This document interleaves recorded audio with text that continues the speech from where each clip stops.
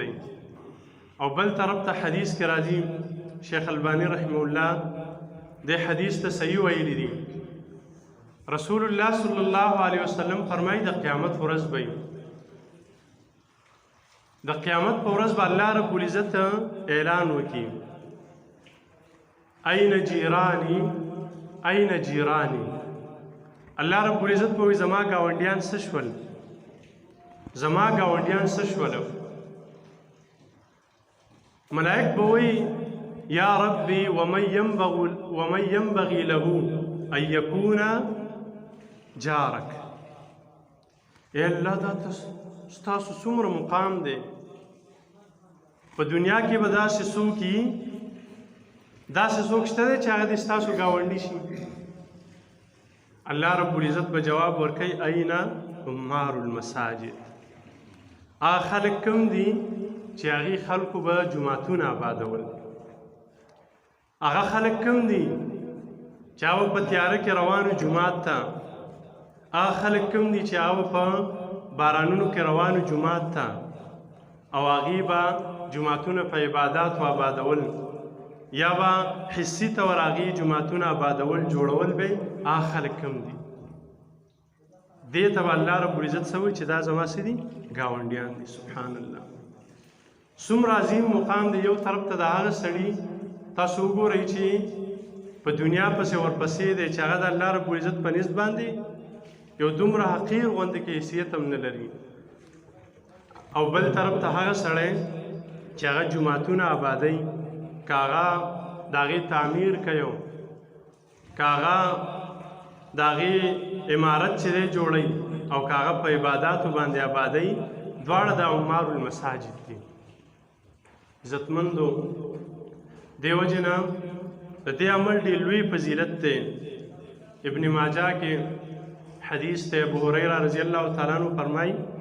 رسول الله صلی الله علیه وسلم فرمایله ان مما يلحق المؤمن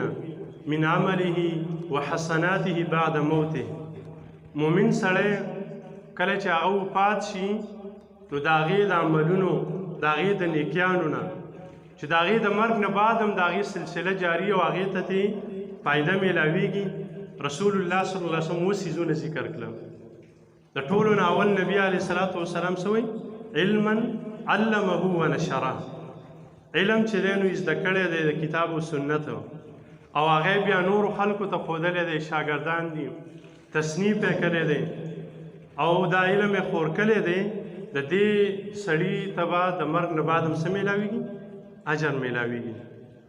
وولدا صالحا ترکه